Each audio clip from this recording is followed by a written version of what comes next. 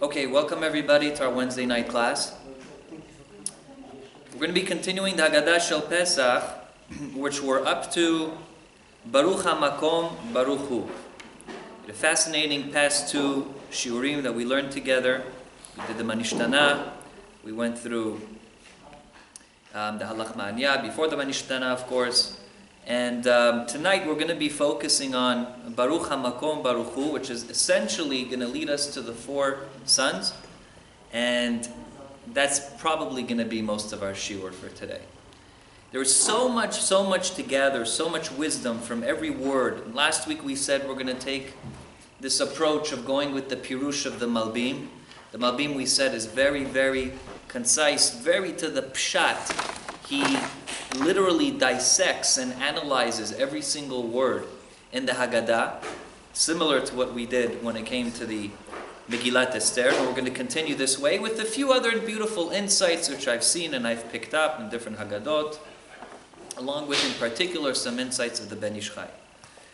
Baruch HaMakom Baruch Hu, Baruch Shenatan Torah Le'amo Yisrael, Baruch Hu. The Haggadah opens up at this point during Magid and says, Baruch HaMakom Baruch Hu.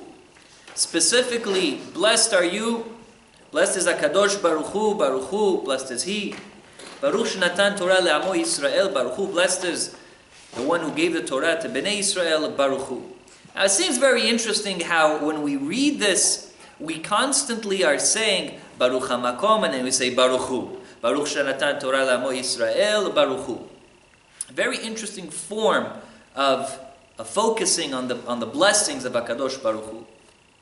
And it's important for us to know that until now the Malbim says we've been focusing on the logical aspect of giving hoda'ah, of giving thanks to HaKadosh Baruch Hu. Up till now, it's very simple. HaKadosh Baruch Hu saved us from one of the worst possible situation that we were in. And simply because we weren't even a nation, He took us out and made us into a nation. That was the greatness of Galut, of Shibud Mitzrayim, of letting us out, essentially, from Shibud Mitzrayim. But what's amazing is that at this point, the Malbim says, let's stop focusing on the logical aspect of the being saved, and let's focus on the biblical aspect, the Torah aspect. Let's look at the psukim. Let's focus on what it says in the books that HaKadosh Baruch Hu tells us to do, okay? So let's not use our heads, let's focus on the text, and then we're going to use our heads. And we're going to see amazingly how the Malbim is going to pull everything out from the following psukim that have what to do with the four sons. So, Baruch HaMakom, we say, blessed is HaMakom. Why specifically HaMakom? HaKadosh Baruch Hu is referred to as a place. So the answer is, yes. HaKadosh Baruch Hu has many names. And it's very interesting to point out that the reason why we focus on HaKadosh Baruch Hu, at least over here, as a makom, is that it's important for us to know how HaKadosh Baruch Hu fills the world. It's HaKadosh Baruch Hu who essentially, it's His greatness that makes the world into what it is. It's the greatness of HaKadosh Baruch Hu which makes the space that we're standing in a space. So we have to understand what came first. And we always have to make sure to not say, oh wow, what a great place. No. Excuse me? What the greatness of HaKadosh Baruch Hu rather is that made this place. We always have to put HaKadosh Baruch Hu, right, in place of the place. No pun intended. Okay? That's what's very important. So Baruch HaMakom, we have to know that HaKadosh Baruch Hu is the one, is His greatness that actually fills this place.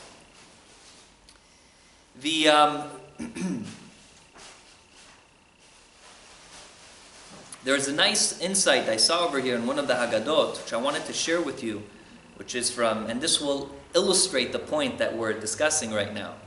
It's brought down from Rabbi Yehuda Levi. We know Rabbi Yehuda Levi, which is a famous poet. He was the famous one who had the dialogue, the Kuzari. And he wrote very beautifully in the following poetic words. This is what he wrote, and I'm going to read it to you. He said like this, and this really captures the paradox of HaKadosh Baruch Hu being simultaneously transcending, okay, and at the same time imminent. Ayem tza'acha halo ata tamir v'ne'elam, he writes. Where can I find you? You are hidden and inscrutable. Ve'aye lo emtza'acha kivodecha male olam. Where can I not find you? Your glory fills the world. Essentially, wherever I look at the end of the day, that it's important for us to know that through the light of HaKadosh Baruch Hu, and when we say through the light of HaKadosh Baruch Hu, we're referring to HaKadosh Baruch Hu and His Torah at the same time. Through His Torah, that's what essentially lights up the world. That is how HaKadosh Baruch Hu expresses Himself. He expresses Himself in many ways. But the main way that He expresses Himself, which really encompasses every midah of HaKadosh Baruch Hu, is none other than the Torah. That's the greatness of the Torah. Everything is in the Torah. And to see the light of the world and to enjoy and to nourish from this beautiful world, you have to know what came first. And many times we speak about this, like the Zohar says, Histakla be'oraita ubara alma. He looked into the Torah and he created the world from the Torah. That's the greatness of the Torah. And essentially, if you want to find HaKadosh Baruch Hu, look at Har Sinai. Look at everything that led up to Har Sinai, which was letting us out of Mitzrayim. That's just a very beautiful idea which puts this Baruch HaMakom Baruch Hu into context. And so, we continue with the four sons. Keneged arba'a banim dibra Torah, echad chacham, ve'echad rasha, echad tam, ve'echad she'eno yodea lish'ol. And here's the opening of, essentially, our class for tonight. Keneged arba'a banim dibra Torah. Four sons the Torah spoke to. Why not five? And why not three? We'll see in a few minutes. Why not? But beautifully, we're going to see how these four sons, according to the Malbim, correspond to four places in the Torah where HaKadosh Baruch Hu is speaking to one of the particular sons. And each of the four, he's speaking to a different son. And we're going to see how each and every son, it makes complete sense how we see that that part of the Torah is specifically speaking to that particular son. And we're going to read the psukim in the Torah together with each paragraph of the Chacham, and the Rasha, and the Tam, and the She'eno Yodea Lish'ol.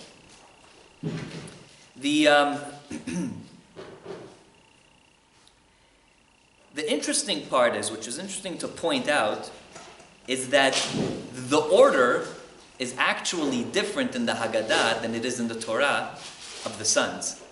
If you look at the Torah and how we're going to see the order of the sons, we're going to see that the order is the following. Instead of Chacham, Rasha, Tam, and She'eno Yodea Lish'ol, it's going to be the following. It's going to be like this. It's going to be the Rasha, the She'eno Yodea Lish'ol, the Tam, and last but not least is going to be the Chacham. And we're going to see why the Baal Haggadah decided to do it this way. The Pashut Pshat that we're going to give right now is that the Chacham himself, you want to be able to represent the opinion of the wisest, right, logically. So that we're going to mention him first, according to the Baal Haggadah. Then you want to give, essentially, the opinion of the one who's completely on the other side of the fence. And who's that going to be? None other than the Rasha. The Tam, essentially, is going to be the one who, I don't know if you want to call him the simpleton, so to speak, the naive one, right? He doesn't really ask the most brightest of questions, right? So he's the one who we're going to essentially be focusing on after those two complete opposites. And last but not least is going to be the She'eno Yodea Lish'ol. The She'eno Yodea Lish'ol is simply the one who doesn't even know how to ask. Now, is he the one who we give up hope with, and therefore he's the last one? Not so simple. He may actually be the most important one out of all four. And we're going to see why in a few seconds, or in a few minutes, sorry. But one thing is that's for sure important is that we see by the very fact that how the Bal Haggadah puts these 4 sons, there seems to be, at the end of the day, a different form of educating each and every child. Right? My mother would say, I have 5 fingers on my left hand. Each one of my children is like my finger. They're all different. And they really are. I can tell you that much. And definitely are. And I'm sure you can relate to that. Every single child has a different way. My wife was just telling me today about what one of the teachers of my daughter was saying about my daughter. And we were, just thinking about how different it was at that age with my son. It was worlds apart. Worlds apart. They didn't have the last name. You wouldn't know that they're related. In any case, Chacham Mahu Omer. Let's focus on the first one. Ma ha'edut ve'achukim ve'amishpatim asher tziva Adonai Eloheinu etchem. What are these edut, these chukim, and these mishpatim asher tziva Adonai Eloheinu etchem, which HaKadosh Baruch Hu commanded etchem, and we'll simply translate it as you. Ve'af ata emor lo. And you should even instruct them the following to say, Ki ilchot ha-Pesach, regarding the laws of Pesach. What do you say? En maftirin achar ha-Pesach, afikoman. After the Pesach offering, there's no dessert to be eaten. Afikoman, literally in Old Aramaic, would mean the food would be the dessert. All right? It's the food that you eat after you're satiated from your food, which is essentially the dessert. Nowadays we refer to the apikoman as the actual piece of matzah, but literally it means the dessert. Now, it would be beneficial if you're not going to pay attention to my words, what I'm going to be saying when I'm quoting the psukim, to perhaps look at the psukim inside. Because we said that every single one of the 4 sons is going to correspond, maybe 1 up to 5 psukim in the Torah, and that's where they're going to correlate. And we're going to take a look at it. The Chacham. In order to see the Chacham, you have to go to Devarim. Devarim, Perek Vav, Pasuk Chav. And I want to read inside the way that the psukim in the Torah describe the Chacham, or the way that we're supposed to be approaching the Chacham, as opposed to how the Bal Haggadah tells us to approach him. So here we are. We said Vav.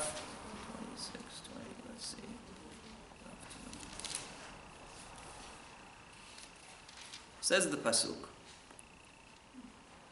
Ki yishalecha bincha machar lemor. When your son will ask you tomorrow, saying, Ma ha'edut ve'achukim ve'amishpatim asher tziva Adonai Eloheinu etchem. What are these edut? What are these mishpatim? What are these chukim that HaKadosh Baruch Hu is commanding you? So far, pretty much the same thing.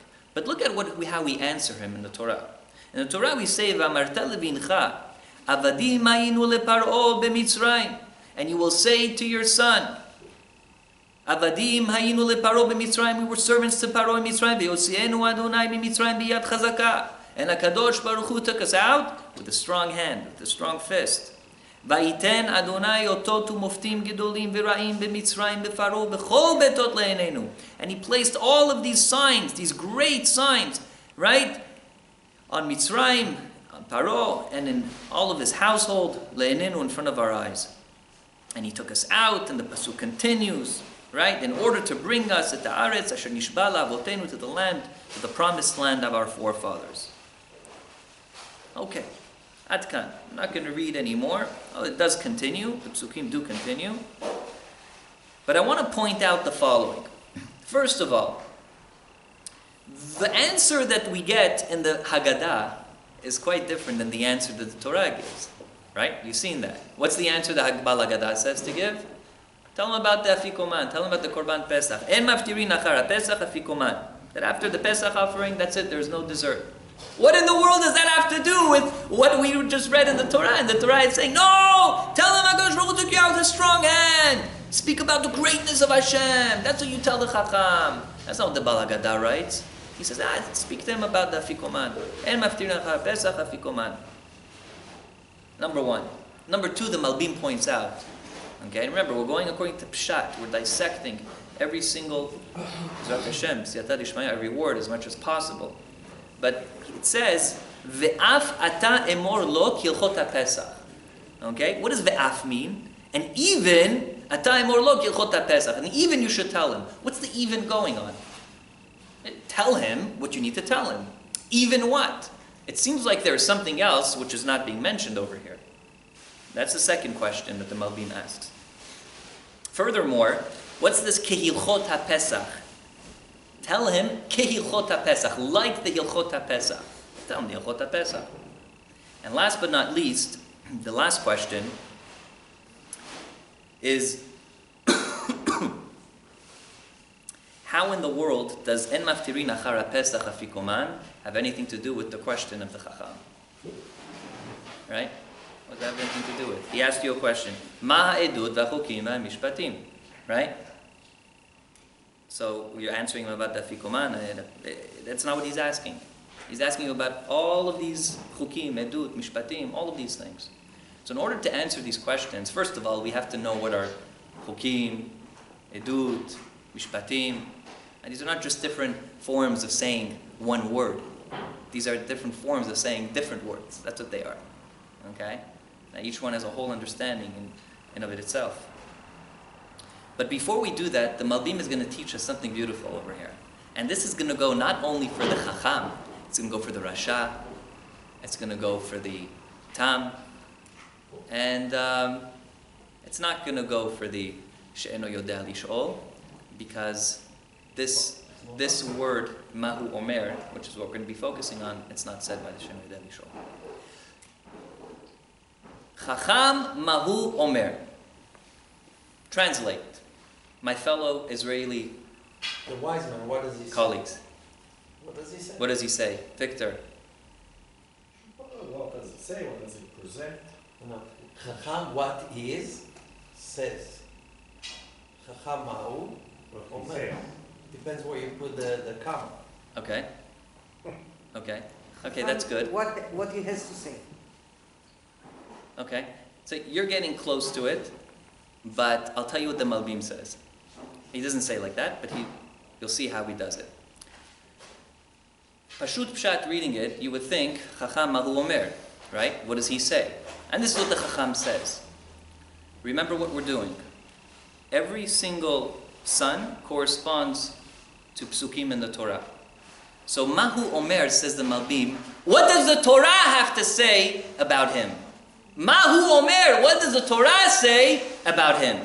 Now, we can start answering some of our questions, because all we have to do is look back at the Torah and see what does the Torah say about him. So now, what the Torah says about him is what? Well, first of all, when he's going to ask you, Machar, very interesting, Machar he's going to ask you. It doesn't say he's going to ask you now. By the Rasha, what does it say? He wants to know right now. He doesn't say anything about Machar. He already disqualifies the actual generation who left Mitzrayim. That's the Rasha. The son, it was the Chacham. He's not on the highest level, by the way, and we're going to see, that he's not on the level of those who left Egypt. But at least he's not questioning the generation of Egypt. He's questioning Machar, the later generation. He's saying, what are all these laws? Edut, Chukim, Mishpatim. Now what's Edut, Chukim, and Mishpatim? Important for us to know that first of all, Edut literally comes from the word Ed, testify. There are certain commandments that we have and that we fulfill, mitzvot that we fulfill, simply because of the miracles that we experienced as a Jewish nation. So from those miracles, we essentially have beautiful mitzvot that come out of that. Chanukah, right? The Chanukiah is just one clear example of it. It's a Derabanan, but at the end of the day, still, what do we have? Because of a miracle, we have a mitzvah. Purim, because of a miracle, we have a mitzvah. There are many, and many of the Chagim that we're celebrating are really Not in the Torah. Classical examples of that. So edut is, he's asking, what are these edut? What are these specific commandments that you're following that we're doing because of miracles that we went through. Chukim, what are those things in the Torah that I don't even understand, but I'm still doing them? Kashrut is one of them. I don't understand. It's a chok. Why can't I eat a cheeseburger? Why? Because it's not healthy? Well, I know plenty of healthy people are eating cheeseburgers, right? Very healthy people. So they're chukim, right? An organic cheeseburger, not the ones from McDonald's. So that's chukim. And what are mishpatim? Mishpatim are... What's that? Things that I understand and I'm Exactly. Things that you need in order to run a society, right? So there are certain mishpatim that you got to keep and you got to abide by, right? In order to have a good, a good system.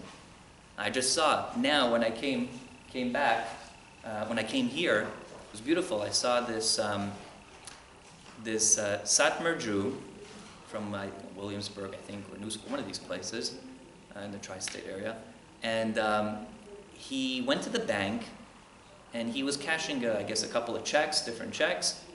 And by the way, this can only happen with Hasidim because the only people I know who carry so much cash around with them. And he walks in there to the bank, he gives in a couple of checks.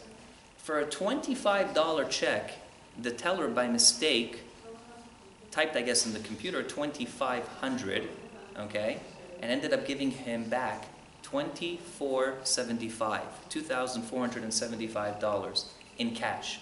So when he gets home, he's counting the money, that whatever, and he, some live, he all of a sudden realizes that this I don't have this type of cash with me today. Now he starts thinking, is there someone who owed me and I had it in my pocket, I didn't realize it? No, this is from the bank.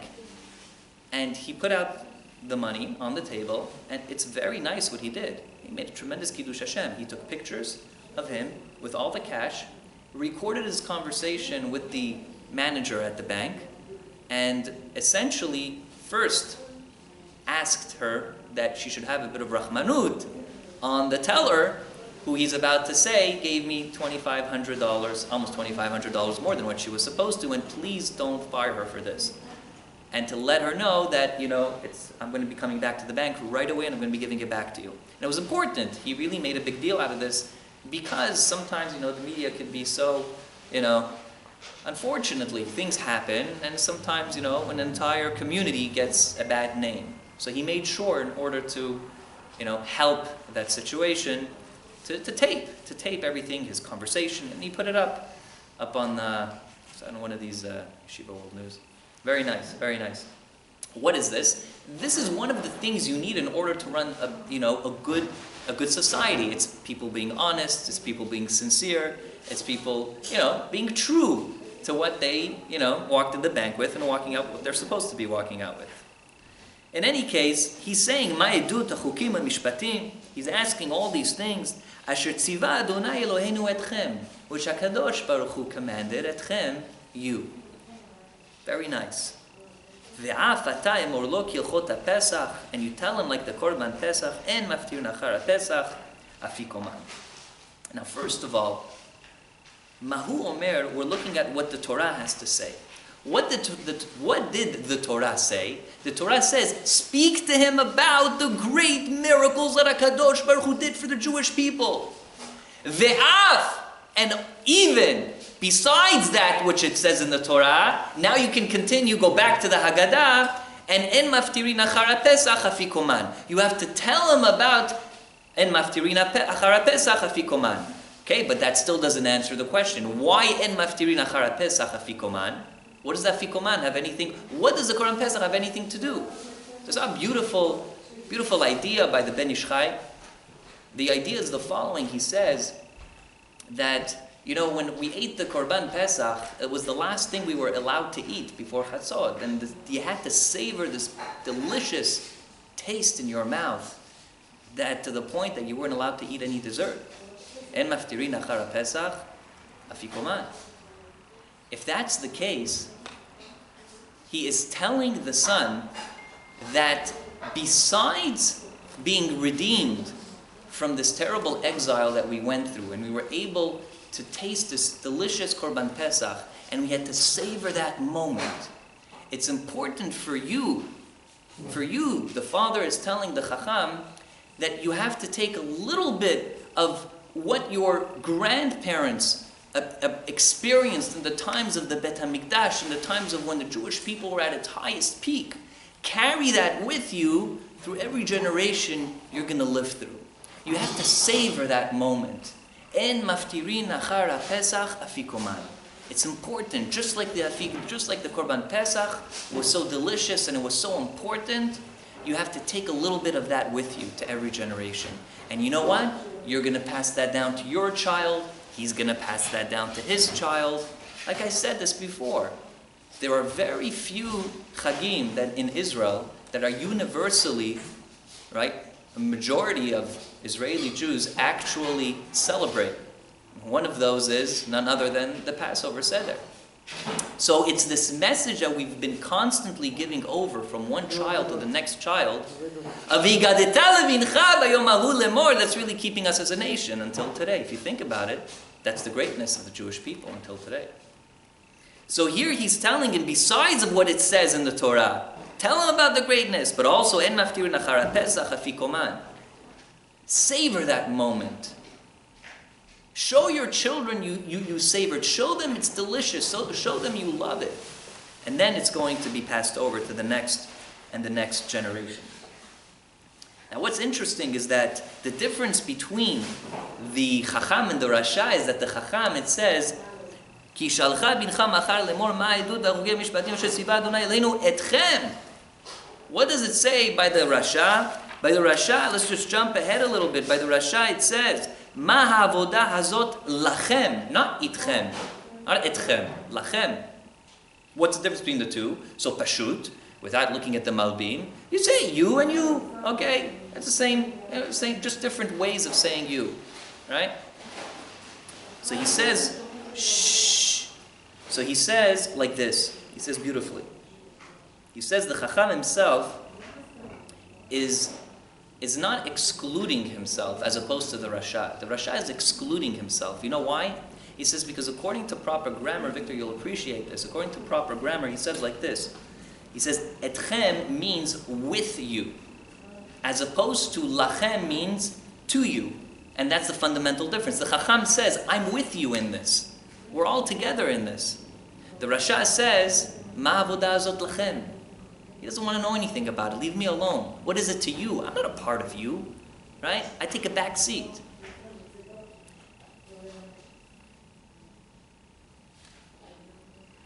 That's the difference between the two.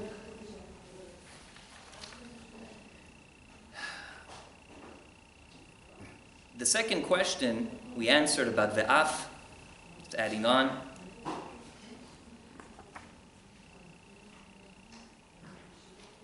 And it's important, I'm going to end off with the Chacham with this.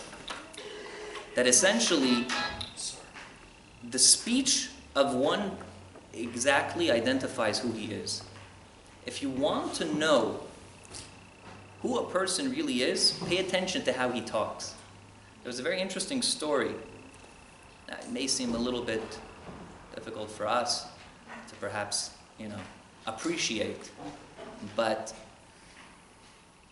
there were yeshivot in Lithuania, in Europe, which were very focused on avodat atzmi, which was the Musar movement, right? Which started off with Rabbi Sultan, right? And branched off to be known as the Alter of Nevardok, right? The Elder of Nevardok, which was a place in Lithuania. And you had Slobodka. And there were different approaches of how to focus on one's self-growth. Now, it was known that there were two different schools. One was more focusing on the shiflut ha'adam, focusing on the lowliness of man. And the other one would focus on the gadlut ha'adam, the greatness of man. But each and everyone has a different neshama. People can, find their ways to focus on their avodat Hashem in many different ways. People just dance in the streets, and to them, they find their place, right? Whatever it is, I can't really relate to it, but if there are people who do, okay, tavu alav bracha. In any case, what's interesting is that there was a story I once remember hearing that the Alter of Nevardok had this Talmid in yeshiva who, in the middle of learning, he looked out the window and he focused on the bad weather. And to this, the Alter Nevardok turned, I don't know who he said this to, I don't know if he said this to himself, or he said this to a colleague, and someone overheard, but he turned over and he said, that person is never going to become a Gadol Batorah. Because if you're able to focus on the negativity of what's outside, then it's impossible. In order to become a Gadol Batorah, you have to focus on, because that's essentially, we spoke about Torah is what builds a person. You have to focus on the positivity of what the world has to offer, what HaKadosh Baruch Hu has to offer. So it's something small, and I'm sure they were very, very machmir, very strict. And that's what he came out with. I don't know if he became a Gadol or not, but the point is, that's what this great person said. If you're focusing on little things that are not right, you can't become a Gadol Batorah. It just doesn't go. Speech is what identifies a person. So essentially, when it says, Chacham Mahu Omer, you can even read this, right? You can even read this a little differently. Chacham Mahu Omer. At the end of the day, you can say this. You can say that it's the Mahu Omer. It's what he says that identifies exactly who he is. Okay? The Chacham Mahu Omer, what he says identifies exactly what he is. So it's important for us to know that. Speech is very, very important. Now that we got the Chacham, we can go to the Rasha. The Rasha, Mahu Omer Mahavodah Hazot Lachem. I think the next few are going to go a little quicker because now we set some of these rules into place, such as the Af, and it's going to be a little bit repetitious, but it's going to be the same idea. And the Mahu Omer. Rasha Mahu Omer, again, what are we saying? What does the Torah have to say about the Rasha? In order to know that, let's look at what the Torah has to say about the Rasha. But before we do that, let's look at what the Haggadah has to say. Ma avodah hazot lachem. What is this work? What is this avodah? What is this service to you? Lachem vilolo. To you, but not to him. Ulufisho tziyet atzmo min haklal kafar ba'ikar. And because he excluded himself from the cloud, from the general population, kafar ba'ikar, he has denied his essential faith. Ve'af atah hakeh shinav. And therefore, even atah hakeh shinav, you should punch out his teeth. Ve'emor lo. And you should tell him, Ba'avur zeh asa Adonai li betzeti mimitzrayim. It's because of this, Ba'avur zeh asa Adonai li betzeti mimitzrayim. HaKadosh Baruch Hu did for me leaving Mitzrayim, li v'lo lo. He did it for me, but he didn't do it lo. He didn't do it for him. Now we're talking in third person. We'll see in a second why. Ilu haya sham lo haya nigal. Had he been there, this Rasha, he would not have been redeemed. Now let's look at how the pasuk itself describes the Rasha. So where's the pasuk? The pasuk is in Shemot Yud Bet Chavav. Yud Bet Chavav. Says the pasuk, V'haya ki yomeru alechem benechem, and it will be when your son will say to you, Ma havodah hazot lachem. What is this avodah to you? Now it doesn't say it's the Rasha, but we're going to prove that it's the Rasha in the Torah. V'amartem, and you're going to say, Zevach Pesach ul Adonai. Zevach Pesach, you're going to be speaking about the sacrifice at the end of the day. Okay? Asher pasach al bateh bnei Yisrael b'Mitzrayim b'nokvo et Mitzrayim ve'et batenu hitzil va'ikod ha'am va'ishtachu. It was by the very fact, by this very this miracle that HaKadosh Baruch Hu, as he passed over, right, the houses, okay, that she didn't kill, right, so to speak, the firstborns of Bnei Israel. So essentially, we see over here, V'amartem zevach pesach ul Adonai. Now this is a little different from what we see by the Bal Haggadah. The Bal Haggadah says, Ma avodah hazot lachem. So what do? You break his teeth. This is what you do. You're dealing with a guy, you break his teeth. Doesn't sound like a religious person wrote this, right? Right? Oh, so now we have to go back to the cloud that we had. Ve'af is adding on to what the Torah is saying about him. Ve'af, also besides speaking to him about the Korban, about the Zebach Pesach, about that miracle, so also Hakeh Shinav, you should knock his teeth out. And what does it mean you should knock his teeth out? It's very interesting, right? There are beautiful, beautiful explanations, many different ones. I'm going to focus on one that spoke to me, and one that the Malbim actually It's expresses. like Shinaim, it's like you're smiling, right? And okay, it's like not to smile. That's what this is mean. Okay, that's Anat's chidush. I like it. It's nice. Yeah, chidushei Anat. Yeah, no, really. The beauty, especially about the Haggadah, is that you can come up with your own chidushim, and they can really be nice chidushim. They really can. That's why there are so many Haggadot out there. And You want some make suggestion? Is that what it is? I suppose that the teeth is when you bite strongly. So if you sharpen the head, they're not sharp.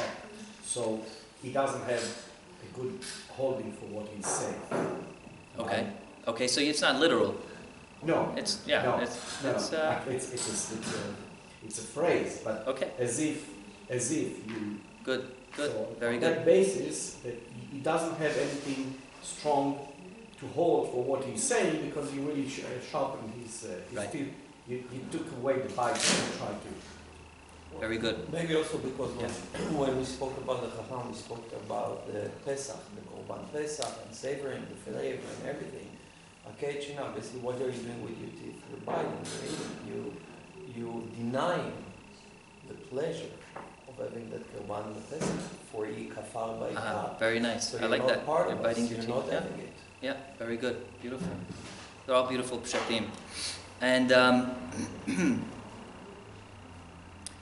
so, one thing we want to point out is that the Rasha, first of all, is, we mentioned before, lachem, he's saying to you, he's not including himself, like the Chacham did, right? He said etchem. That's important. Ulefi she'otzi et atzmo min haklal kafar ba'ikar. Now, what's interesting over here is that he uses ma avodah hazot lachem. What is this avodah? Very interesting. He refers to it as a very burdensome, right, manner of doing something, right? That's also a good point to point out. That doesn't sound like a chacham. That sounds like the Rasha itself. And that's how we essentially can prove that that's what the pasuk is talking about. Is ma'avodah. The only one who says it's a burdensome way of, right? The chacham doesn't speak that way, and the tam doesn't know how to ask these type of questions. And the Shnei Yodei Shol can't ask a question. Period. Okay, that's In many cases, avodah refer to avodat Hashem, to korbanot. I think that's what it is here. But that's my opinion. right. So essentially, we could say it's that, but over here he's saying ma avodah hazot lachem. You see the difference between the chacham, how he asks these questions. He wants to know the nitty-gritties, the edut, the chukim, the mishpatim. Here he says, all of this is avodah. So you're right, you can look at avodat Hashem. But the chacham, the way he asks it, it's more specific. It's more analytical. So, he doesn't even mention HaKadosh Baruch Hu also. That's another thing to point out. Right? The chacham spoke about Hashem. He says Hashem in his sentence. He doesn't. That's another point. V'amartem zevach Pesach. The Torah doesn't say, you shall say to him. Very interesting. Why? It doesn't say you shall say to him. By the other ones it says, and you shall say to him. Over here it doesn't say that. You know why? Because you don't answer a fool. That's the answer. You don't answer a fool. My Rav once told me a beautiful line. He's so right. Because the times that I didn't listen, right?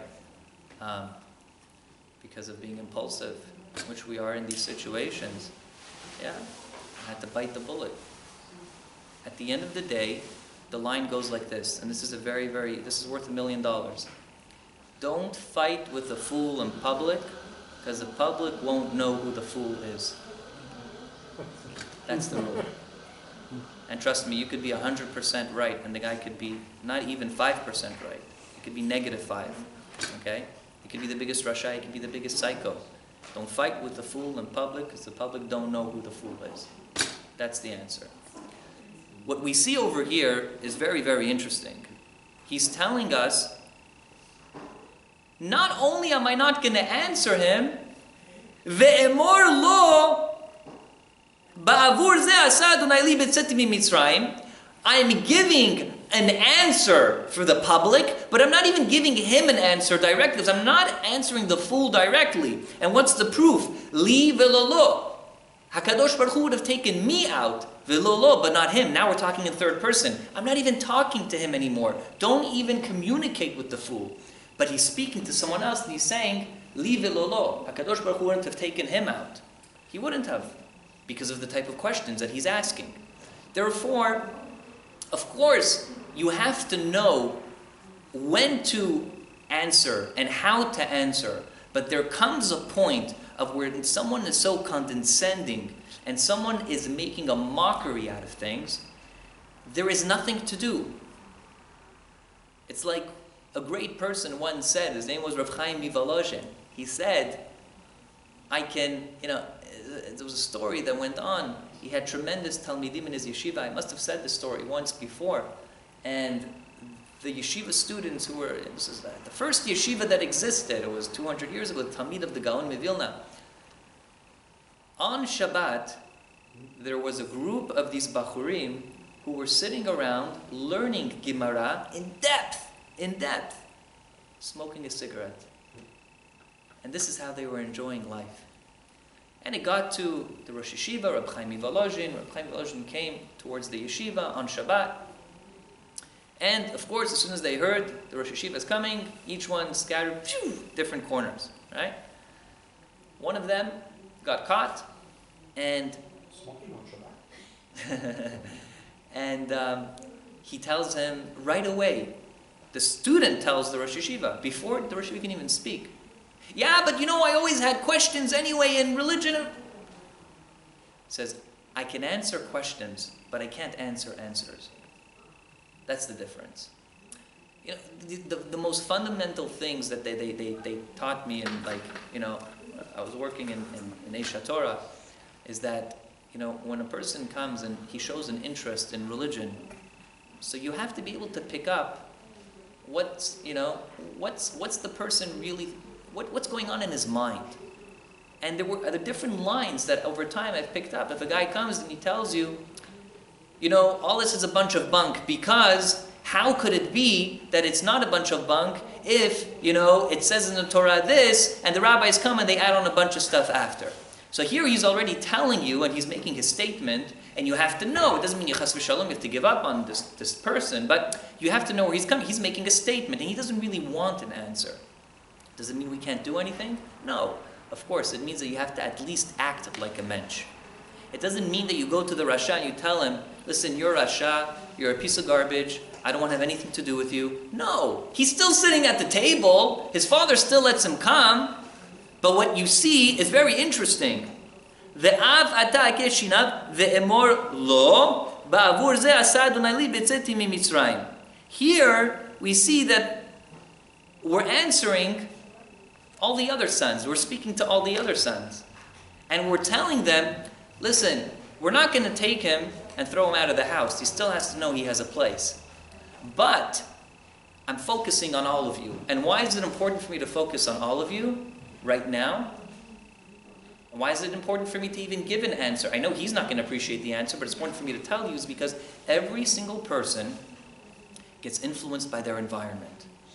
And this is one of the fundamental things we know as parents, is that if there is something unhealthy, it will catch, unfortunately, unless you make sure to have a nice geder, a nice fence around that danger. Okay, and however we deal with that danger is different with every child is different, but we have to focus and show the others that we need to address, and we need to show that we appreciate the questions, and we're going to answer those questions for you guys, because we don't want you getting influenced by the Rasha, so to speak. In any case, you're also answering him by doing all of that. Oh, excellent! Very good, very good, very good. So then again, we get into the whole concept of what? This is ve'igata lebincha. Yeah, well, the higadeta literally means you're telling. But that's what Moshe wanted to say, the difference between higadeta and sipur. But over here, and I think this is where your pshat is going to come in nicely together with what you're saying. The higadeta is you're living it. right? It's becoming an experience. Pesach night is not, you're not in driving school. You're living it in real life, in actual moment. You're going through it. And so that's the idea. By you living it, hopefully, it's the non-verbal expressions, right? Not the verbal ones that are going to make a difference. Because trust me, non-verbal expressions are a lot more, a lot stronger and hold a lot more weight than verbal expressions. My rabbi, I'll take a question in a second. My rabbi would he's very well known in the chinuch world. And he's very well known because of this, okay? Which many agree and many disagree. And what he says is he's not in favor of hitting children, okay? He's not in favor of hitting children. And his explanation is that nonverbal expressions can actually have a lot stronger implications on a child than verbal ones, than yelling. And there are certain things you could do at the end of the day. When he would do teacher training, he would walk into a classroom, and for years, he would want teachers to know how it feels to be one of these kids who's sitting on the other side of the desk, who doesn't know what's going on, and to feel what it's like being in their shoes. So what he would do is, he would look at a teacher, he's giving a seminar to different teachers, and he would start looking at them like this.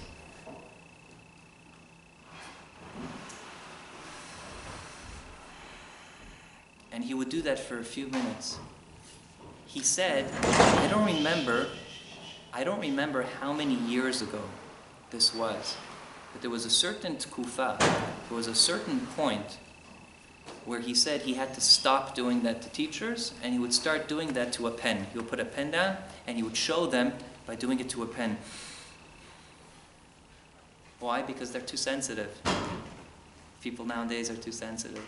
But one thing is for sure, it's that nonverbal expressions definitely speak louder than verbal expressions. Now, whether we agree never to hit our children or not, that's a different subject over here. But he's a tremendous, tremendous mechanech, and there's tremendous validity to his approach in child rearing. That I can definitely tell you. But let's continue. The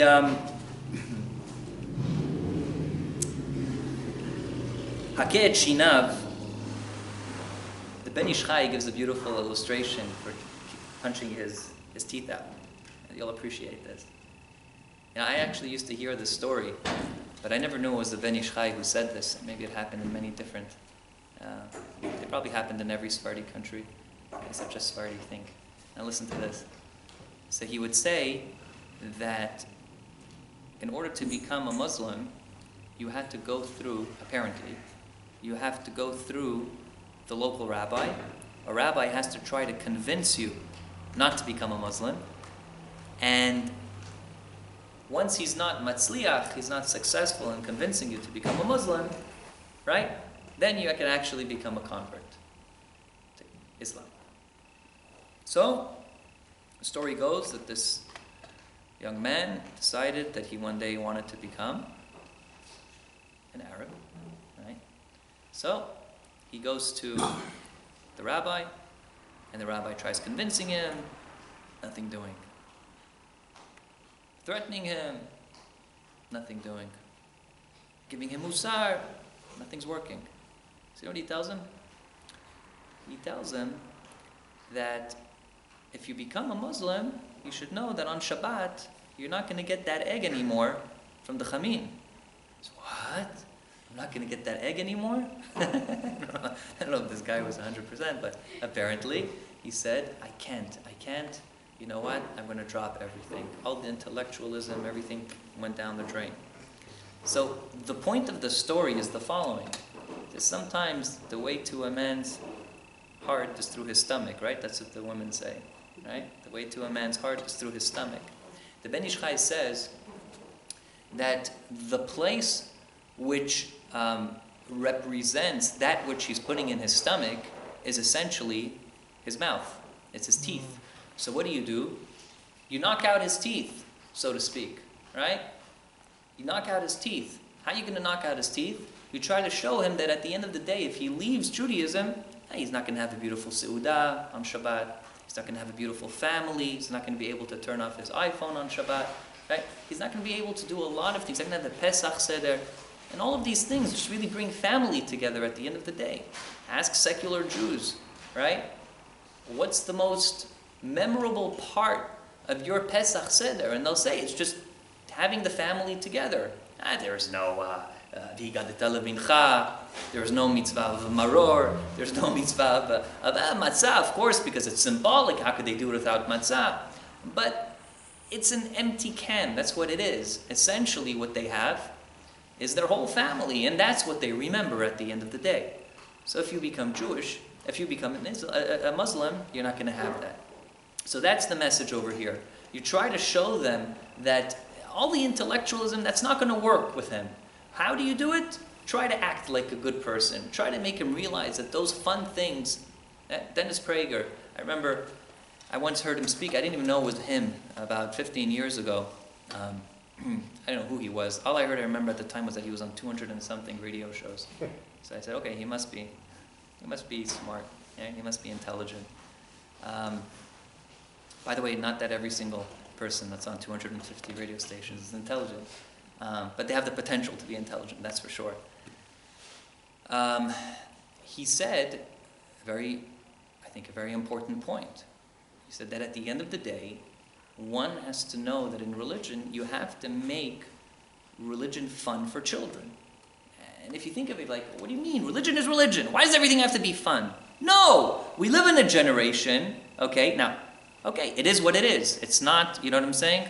We're not living the best of generations. We're on a pretty low level. But the situation is thus that we need to make things fun, right? We need to make things fun. Things that come out of my kids' mouths all the time. Is it fun? Are we going to have fun? It's all about fun, right? This person once came up to my rabbi after a funeral and told her, Rabbi, I enjoyed your speech so much. I enjoyed it. It's all about enjoying, at a funeral, Like, life, unfortunately, right, in our generation, a lot of it has to do with fun. That's how people describe, happiness as fun, unfortunately. But it's not. In any case, we're not going to get into that. But the idea being that we have to be able to make people realize and speak their language. So what do we say? You speak his language, says the Bal Haggadah. You tell him if you were there, you wouldn't even have been redeemed. You wouldn't have been redeemed. You wouldn't have been redeemed. You speak his language at the end of the day. So, that's what's important. The Ben Ish Chai says another really nice idea, and we'll end off with the Rasha with this. The Rasha, what does he say? He's still a Jew, right? He still has, the Balatanya would call it, the Pintel Yid, right? The Pintel Yid is this little burning fire of his neshama, which is covered by tum'ah. But it's the Pintel Yid. At the end of the day, he's still a Jew. So what's his service of God? He has a service of God. You know what it is? I hear this quite often. It's, but I'm a good Jew at heart. I'm a very good Jew at heart. And every person who says that, I ask them, what's the definition of that? And they're never going to tell me, because being a good Jew at heart is not between you and God, it's between you and yourself. So you make up your own laws, you decide what you want, right? You're entitled to whatever it is that you want, because you're the deciding factor at the end of the day. No one is really telling you what's right and wrong. You're telling yourself. So everything can become right when you want it to be right, and everything can become wrong when you want it to be wrong. So I'm a good Jew at heart is essentially what the Rasha is saying. Like, leave me alone with these responsibilities. I don't want to know about these responsibilities. I'm a good Jew at heart. Right? I'm a good Jew at heart. Says the Ben Ish Chai, he says like this. He gives a mashal. He says that this man once tells his wife after she cooked him a beautiful dinner, chicken, rice, takes a bite. He says, honey, it's missing a ton of spices. The salt, the cumin, the black pepper, It's all missing. Not enough. She says, okay, honey. She goes to the kitchen. She brings him out another plate. He bites into it and goes, oh, disgusting. What is this? She said, you wanted salt. You wanted cumin, you wanted pepper. I made you a big ball of spices. Right? He thought that there was chicken beneath that. Right? And he took a bite and, oh, that really wasn't what he really wanted. So how foolish is she? Right? How foolish is she? Right? He's a fool for starting up with his wife. But how foolish is she for doing that? The answer is that that's exactly how the Rasha is. The Rasha says, you know, the spices is what's in my heart. But you can't have the spice of I'm a good Jew at heart and be limited by that's all I have. It has to be accompanied by Torah and by mitzvot, right? And having a good heart and being a good Jew at heart is going to spice up your avodat Hashem, those mitzvot and that Torah that you're learning and that going to shul, being a part of a community and keeping mitzvot, both the Rabbanan and the Oraita. These are spices. By having a good heart, it's going to help you. But that alone is not enough. That's how the Ben Ish Chai describes the Rasha. Now let's continue. Going over 9 o'clock, is that okay? I mean, you tell me. We were planning on going over, but if anyone wants to leave now, you're more than welcome. We're planning on going over tonight, okay? Okay. Let's get on with the Tam. Tam Mahu Omer.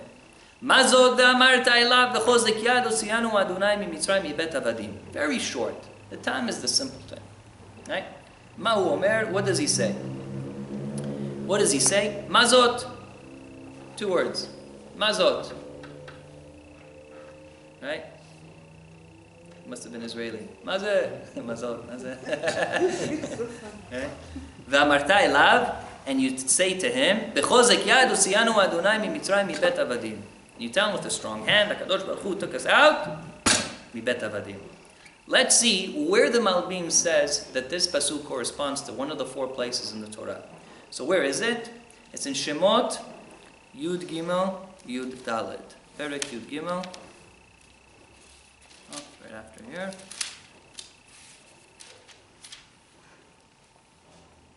V'haya, and it will be kish alecha bincha machar lemor, and it will be when your son is going to ask you, saying, Mazot, what is this? V'amarta elav, and you're going to tell him, Bechozek yad hotziyanu Adonai mimitzrayim mibet avadim.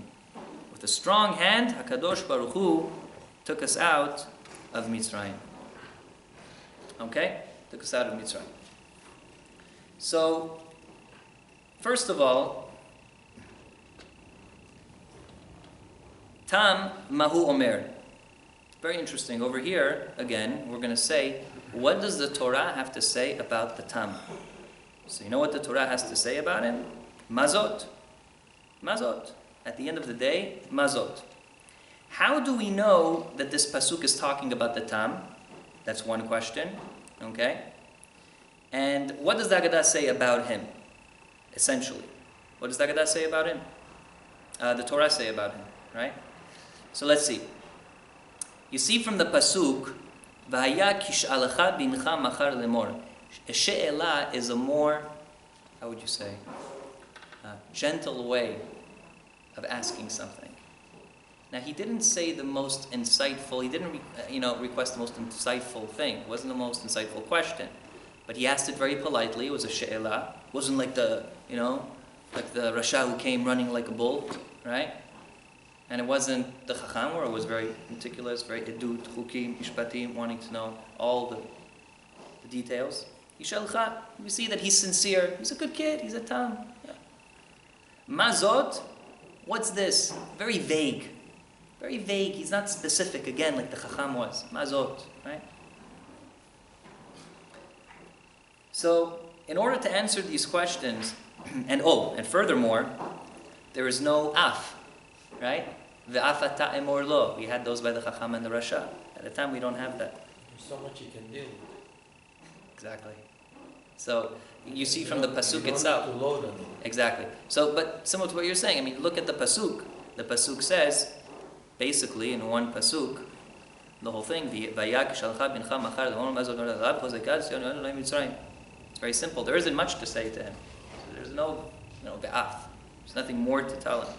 So essentially, you're telling him what it says in the pasuk. B'chozek yad osianu Adonai mitzrayim mibet avadim. That's essentially what you're doing. But what's interesting is that the Malbim points out, and this is a general principle that he uses 5 times throughout the Haggadah, that kol pesuka de lo paske Moshe anan lo paskinan. Any pasuk that Moshe didn't stop in the middle of, we don't stop. So all these other places that we mentioned had a bunch of psukim. Okay, everything is in one pasuk. Since everything is in one pasuk, so he just finishes off the entire pasuk. Okay, so there's no ve'af. The Bal Haggadah is not adding anything, and he's saying the whole pasuk. So at the end of the day, right? It's very simple. Okay. I'll tell you a beautiful idea that I saw. The Ben Ish Chai points out. Mazot. It's feminine. Why not mazeh? Why mazot? Like ochacha, fact. So I'll tell you what he says. He says something beautiful. Only the Ben Ish Chai find chidushim like this, so beautiful. He says mazot. He says it's the feminine. A woman, essentially, is one who can give birth and then become pregnant again. Give birth and become pregnant again. She goes through a difficult time, right? And then she puts herself in that situation again. But she knows she's getting into that situation, right? The next time around she becomes pregnant, right? So, mazot, the Ben Ish Chai says, is referring to just like the lady who's going through a difficult time. Mazot, the Tam over here is asking, what's going on with Bnei Yisrael that they seem to be coming out of this terrible exile and they're being saved? But why is it that there is another 3 galuyot, Galut Edom, Galut Bavel, Galut, right? Galut Yavan, right? It doesn't end. So Mazot is referring to Bnei Yisrael. Bnei Yisrael are like a woman who we know is going to be in a very painful situation where she's going to be pregnant. And, for those of you men who know what it is to be pregnant, right? It's not such a piece of cake, right? So that's essentially what he's saying. Mazot. Now it's very interesting. The same mazot we are referred to as through the Arba Galuyot. How do we see it? In the Shirat Hayam. Az yashir Moshe uvenei Yisrael et hashira hazot. When they're leaving and they're by the Yam Suf and it's splitting, what are they saying? Hashira hazot. They become hashira hazot. They're like the feminine, right? They know that they're going to be going through another. How does it go? We know that this is En Am Levadad Ishkon. We are a nation who's going to go through difficulties. And even when we get, our state of Israel, which is a big miracle, what do we see? We're still not the most liked people, unfortunately, right? It just doesn't end, unfortunately. Okay? So, it's important for us to know that Ma'azot, they understand that they're in that situation until when? Until Mashiach comes. How do we know? So it says later on in the Az Yashir, it says Mikdash Adonai Konenu Yadecha. So he explains the Ben Ish Chai like this. He says, when we're responding to the Tam and we're saying V'amarta elav b'chozek yad, HaKadosh Baruch Hu with his hand, he took us out of Egypt. What's yad? Yad is the right hand which represents rachamim, mercy. HaKadosh Baruch Hu took us out with mercy. We were on the deepest levels of Tum'ah, right? We were on the 49th level of Tum'ah, and it was a miracle how we were able to be taken out of Mitzrayim. That is a miracle. Okay? Unbelievable. Just like the woman becoming pregnant again after she gave birth. But the left hand, which represents Gvura, that's HaKadosh Baruch Hu dealing with mercy and Deen together is going to be when? Only when the times that Mashiach comes. What's the times that Mashiach comes? Mikdash Adonai Konenu Yadecha. Okay? The Mikdash of Hashem, konenu yadecha, we're going to establish yadecha with both hands. Both hands is midat hadin and midat harachamim and midat hadin. Okay? That's the interesting part. And how does he prove this? He says, look at the pasuk in Ishaya. The pasuk in Ishaya says like this. In Mem Bet, it says like this. This point in Ishaya, it's beautiful. The prophet is talking about, the times of Mashiach. And he says, he speaks about times of Mashiach. He speaks about the Jewish people being a light upon the nations. And he says something like this. He says in pasuk Tet, Shiru l'Adonai shir chadash tilato miktzeh haaretz yordei hayam molo'im yoshvehem. Sing to Hashem a new song. A new song. Here it becomes, in the times of Mashiach, shir chadash. It's not shira chadasha anymore. Or it's not a shira anymore.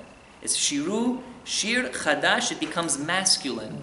Masculine essentially represents, says the Ben Ish Chai, the midat hadin and the midat harachamim together, where HaKadosh Baruch Hu takes us out of that frame of mind that we're going to be stopped being picked on through generation to generation, and it's all going to be over, just like the woman who goes through that terrible, and only until the times of Mashiach, these birth pangs of being pregnant, right, and having the terrible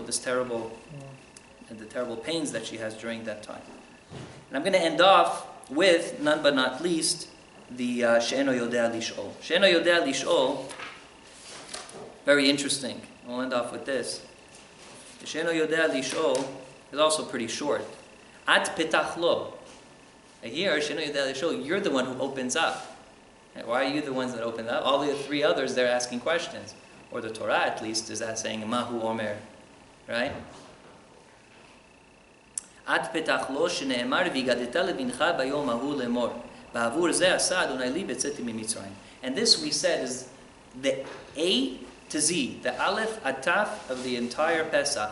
This pasuk, v'gadeta levincha bayom hahu lemor, ba'avur zeh asa Adonai li b'tzeti mimitzrayim. It's very interesting. According to the Malbim, why doesn't it say Mahu Omer? Anyone know? Let's think of it logically. Why doesn't it say Mahu? He doesn't know how to ask, essentially, right? But what does the Torah say about him?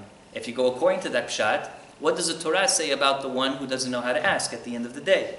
Right? So essentially what we have to know is two things. We have to know, and the second question is, at petach lo, you open up. Why does it say at emor lo, you say to him? What's petach, you open up? So, very interesting, two points over here, the Malbim says. Number one is that we're left with one option of who the last pasuk of the 4 psukim is going on. And from the process of elimination, it has to be going on, none other than the She'eno Yodea Lish'ol, because we already said the Chacham, the Rasha, the Tam, we already proved how each pasuk was talking about them. Okay? So, essentially, we don't have to go into Mahu Omer. We already know that the pasuk is directly speaking about the She'eno Yodea Lish'ol, and he doesn't know how to ask anyway. So what are you left with? V'higadeta levincha bayom hahu lemor. This pasuk. So, it's important for us to know, first of all, why does it say petach and not emor? Is because it's important for us that we're dealing with a person who doesn't know how to ask. Doesn't know how to ask. The fundamentals of learning something is knowing how to ask a question, because by knowing how to ask a question, you're 50% to your answer. In yeshiva, this is essentially what they do. They try to get you to ask the right question. By you asking the right question, and you really asked it well, oftentimes you'll come up with the answer. But more than that, I want to add something on which I was thinking about. When you ask the question, and you don't let the person on the other side ask the question. So you'll tell me, well, I'm learning from the most brilliant of minds, rather than me trying to come up with it. But you know what the fundamental difference is? That if it's your chidush, A, you're not going to forget it. If it's yours, it became a part of you. And second of all, it's going to mean a lot more, and you're going to understand it much more if you're the one who comes up with it. So a teacher should always try to get the student to ask the question, so it becomes his question, it becomes his Torah, it becomes his chidush. right? And then it becomes his baby, essentially, at the end of the day. So what do you have to do? At petachlo, you have to open it up for him. You have to try to get him, lead him to asking that particular question. When you lead him to asking that particular question, that's how you're going to develop the she'eno yodea lish'ol. Why is it so important to focus on the she'eno yodea lish'ol? And I'm going to end off with this, okay? But before I end off with that,